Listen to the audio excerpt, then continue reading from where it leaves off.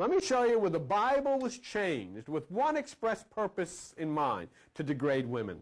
Because the reason that women have been struggling for so many years to reach a place of equality in the normal society is because of one thing and one thing only: religion. There is nothing else on the face of the earth which hindered the progress of women to be just equal partners in this journey through life except religion. And the reason that religion became that way was that during the Iron Age, suddenly the ideal of God became the war god, the macho Jehovah war god. And it was necessary to forge the tools of war, and of course the men were the fighters, and so that the women then became baggage and luggage and so forth and so on. And so the degrading of women became an extremely important part of church. And it's not only Christianity, it's in all of the realms of religion. And the Eastern religions are a lot worse in many instances. In Luke chapter 2, in verse 23, let's read it. As it is written in the law of the Lord, here we are quoting the law of the Lord, every male that opens the womb shall be called holy to the Lord. It's no longer whatever opens the womb, it is now every male.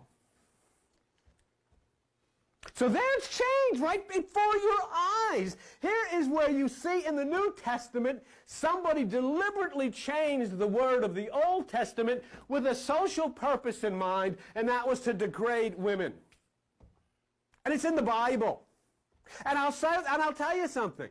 No matter what church you've been to, no matter what evangelist you've listened to, this is the first time you've ever heard that. Nobody else has told you that, but you saw it with your own eyes in the Bible. Okay. So there's a purpose, there's a madness at foot. I mean, you're looking at a book, in the book of Numbers, okay, which is God's holy word. God is supposed to instruct his chosen people that periodically you will bring the women to the gate of the city and give them a gynecological examination. Hours are generally 2 to 4 in the afternoon, you know, so forth.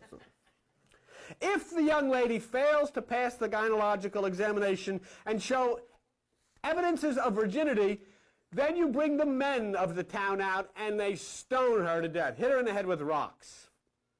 This is God's holy word to God's chosen people.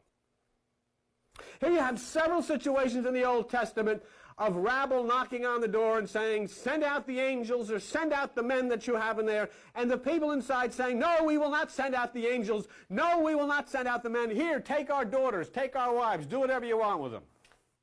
And then one guy who left his wife out all night long to be raped and pillaged by everybody in town, he comes out the next morning and she's crawling her way back up the street.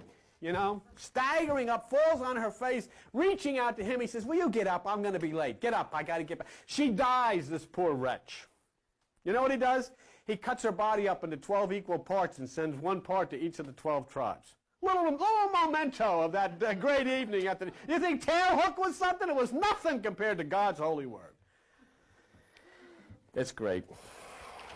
But they never talk about that. We don't talk about that in church. I want to see a sermon sometime from God's holy evangelists and God's holy preachers about the destruction of the female partnership on this earth by religion in the Bible.